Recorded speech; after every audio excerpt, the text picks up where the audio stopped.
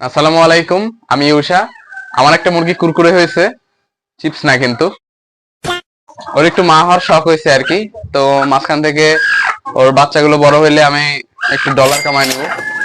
हे रहा नहीं जाता। আর ডিমগুলো হবে আমার এই সুন্দর সুন্দর মুরগির।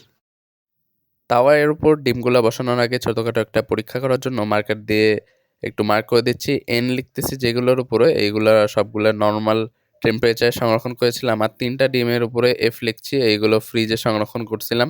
1 থেকে 1.5 মাস ফ্রিজে সংরক্ষণ করা যায়, সেই ডিমগুলো ফুটবে, কোনো সমস্যা নেই। তবে সরাসরি দেয়া যাবে না, ফ্রিজের ডিমগুলো একটু গরম করে নিতে হবে, চুলায় না কিন্তু। আবার নর্মাল টেম্পারেচারে 1 থেকে 1.5 ঘন্টা বাইরে রেখে দেওয়ার পরে তারপরে মুরগির নিচে দিতে হবে।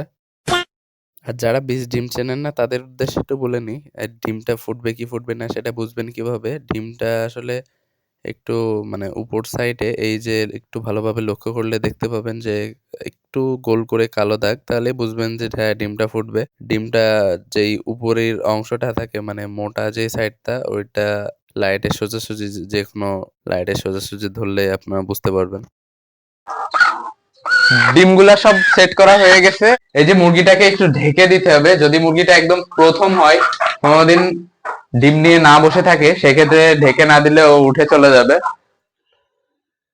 এই যে মুরগিটা প্রথম বসাচ্ছি তো ডিমের উপরে, এজন্য বসতেছিল না। তারপরে ওকে একটু ডিমের উপরে ধরে চাপ দিয়ে বসায় রাখছি, তারপরেও বুঝতে পারছে যে না, আমার এখানে বসতে হবে, নাহলে আমার খবর আছে। তো যাক, তার 1 থেকে 1.5 ঘন্টা পরে এসে দেখতেছি না, ঠিকঠাক বসে আছে।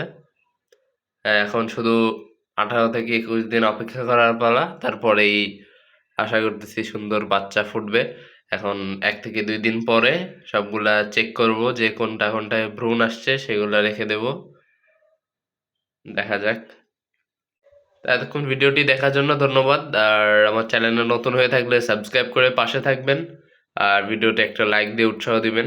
আল্লাহ হাফেজ।